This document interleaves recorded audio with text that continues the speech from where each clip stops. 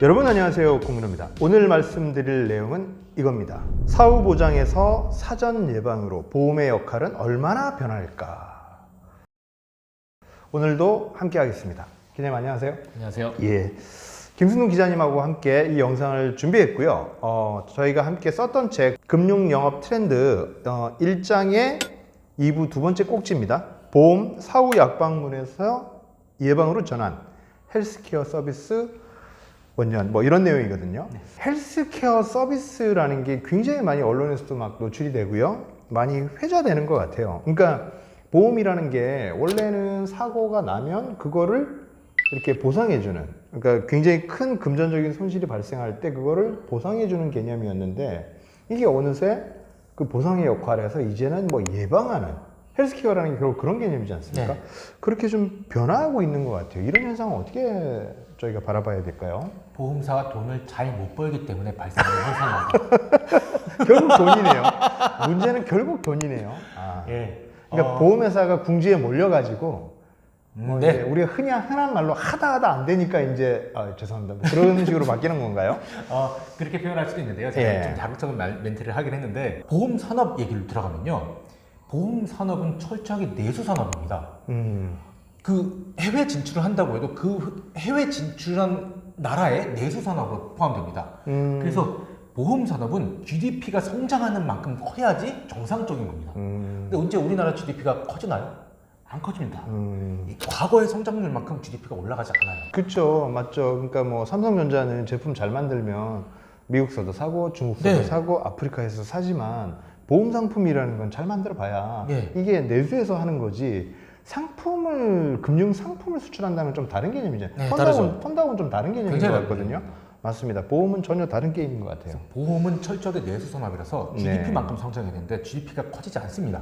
근데 각 회사의 목표 성장률은 GDP만큼 작지 않거든요. 그건 이상으로 잡거든요. 그럼 어떻게 해야 될까라고 하면요, 보험 산업에 국한해 있으면 안 됩니다. 그리고 또 하나가, 돈을 잘 벌 때는 상품만 팔아서도 돈이 됐습니다. 상품 팔고 그걸로 사실은 보험사들은 보험 상품을 팔아서 돈 버는 게 아니거든요. 이자 차익으로, 그러니까 자산을 굴려서 돈을 버는 게 훨씬 더 많거든요. 그게 가능했었습니다. 인플레이션이 높았기 때문에. 근데 그게 지금 안 되고 있는 상황입니다. 예전보다 굉장히 그걸 못하고 있는 상황입니다. 그럼 어떻게 해야 되냐? 라고 고민해서 나온 게 헬스케어고요. 헬스케어는 앞으로 계속 더 중요해질 수밖에 없습니다. 왜냐면요, 과거에 가령 안보험이라고 얘기를 하죠. 과거에 안보험을 가입했습니다. 안보험 가입해서 그 들어온 수입보험료로 잘 굴려서 자산을 내고 그 보험사고가 발생했을 때 보험금을 지급해도 보험사는 이익이었습니다. 근데 가만히 생각해보니까 안보험에 걸려서 보험금을 지급했는데 그 분이 우리가 운영하는 헬스케어 회사에 들어와 있어, 요양원에 들어와 있어 라고 하면 지급됐던 비용이 다시 인컴으로, 수익으로 잡히는 겁니다. 나갔지만 나간 돈이 아니게 되는 거예요. 이거를 노리고 이거를 목표로 하고 헬스케어 산업을 굉장히 강조할 수밖에 없는 분위기로 가고 있는 겁니다. 이게 핵심이라고 저는 보고 있습니다. 좋은 아이디어입니다. 그죠? 그런데 사실은 이제 뭐 우리가 이렇게 언론이나 이런 걸 보면 이미 선진국에서는 조금 시도가 빨리 됐는데 저희는 이제 좀 이슈가 되는 느낌이거든요. 왜 이렇게 늦어진 건가요? 우리나라의 의료법이 굉장히 빡빡합니다. 이거 헬스케어, 보험사가 헬스케어 산업을 진출하면은 의료계에 계신 종사자분들은 굉장히 기분이 좋지 않을 수 있거든요. 결국 밥그릇 전쟁이 됩니다. 그러니까 의료계에서 굉장히 보험사의 헬스케어 산업 진출에 대해서 좀 부정했다는 표현이 좀 맞지 않는 거네요. 좀 이게 좋지 않은 시간으로 봐왔던 게 사실입니다. 좋습니다. 어쨌든 2021년 올해 10월 달에 KB손보가 자회사를 만들었거든요. 거기에 대해서 조금 말씀해 주신다면요. KB손보가, KB그룹이 지금 굉장히 빨리 진행되고 있는 것 같아 보여요. 근데 KB뿐만 아니라 지금 신한도 그렇고요. 관심은 다들 있습니다. 근데 이게 언제 들어갈 거냐에 중요한 게 있거든요. 의료법이 아직 전부 다 해결되진 않았습니다. 그러니까 금융당국인 금융위원회하고 보건당국인 보건복지부하고 지금 협의를 하고 있긴 해요. 근데 아직 그 의료법이 애매한 것들이 있거든요. 어디까지 보험사가 헬스케어 산업에 진출할 수 있냐. 그렇다고 직접 의료를 할 수는 절대 없고 간접 의료 행위만 할 수 있는데 그 간접 의료의 행위가 어디까지냐. 이런 것들의 해석이 아직 명확하지 않습니다. 그래서 KB손보는 용감하게 자회사를 만들어서 스타트했지만 네. 다른 여타의 보험사들은 눈치를 보고 있다. 이렇게 볼 수 있겠네요. 네, 시간 언제 들어가는 게 가장 적절할 것인가에 대해서 간을 보고 있다. 아, 네, 이렇게 보고 있습니다. 보험사들이 주장하는 거는 아까 제가 맨 처음에 던졌던 화두, 돈을 예. 못 벌어서 혹은 예. 나갔던 돈이 다시 들어오게 하기 위해서 이렇게 명분을 잡고 있지, 명분을 말하고 있지는 않습니다. 예, 예. 왜냐면은 보험사에서는 그렇게 직설적으로 얘기하면 좀 거부반응이 있거든요. 예. 그 명분을 고객이 건강하면 네네. 보험사도 좋다라는 쪽으로 명분을 잡고 있는데 제가 파악할 때는 네네. 실제적으로는 그래서 예방 사업을 하긴 하는데 실제적으로 보험금을 늦게 지급하면 자산 운용할 수 있는 기간이 더 증가하는 건 맞지만 네. 그거보다 더 큰 영향력은 돈을 못 벌고 나갔던 돈이 다시 들어오게 하기 위해서라고 판단을 하고 있습니다. 좋습니다. 뭐 마지막으로 또 하나 궁금한 거는 결국은 업계에서는 리딩 컴퍼니가 이제 삼성생명, 삼성화재잖아요. 그럼 이분들이라기엔 좀 그렇고 이 회사들의 움직임도 좀 궁금한데 네. 어떤가요?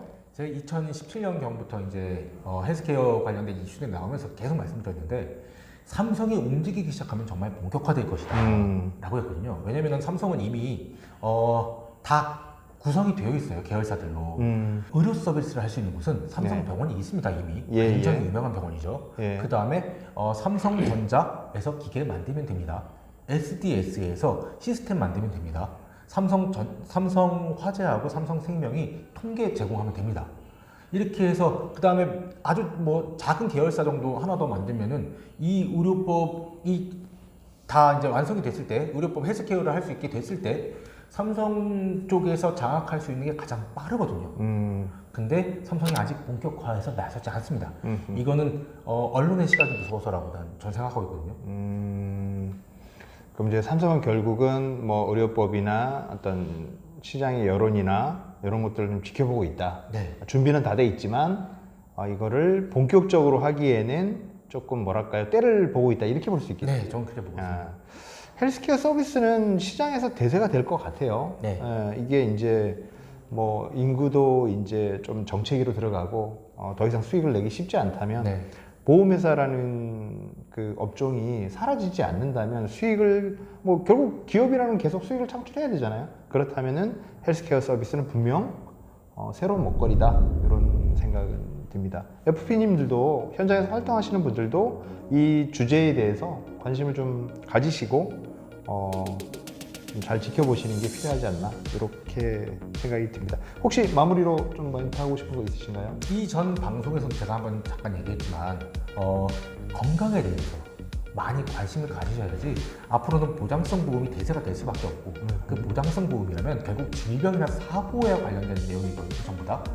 그러면 보장성 보험을 판매하는데 헬스케어 관련된 지식, 건강에 대한 지식들이 굉장히 많이 도움될 거고 앞으로 보험 시장에서 생존하는데 많은 도움이 될 거라고 저는 생각하고 있습니다. 아, 좋네요. 맞네요. FP님들 입장에서도 현장에서 활동하시는 분들 입장에서도 헬스케어가 뭔지 그런 것들을 아는 게 굉장히 뭐랄까요 컨설팅하는 데 도움이 되겠다 네. 그런 생각이 듭니다. 오늘 저희가 준비한 내용 여기까지 하고요. 다음 시간에 또 알찬 내용으로 찾아뵙겠습니다. 고맙습니다.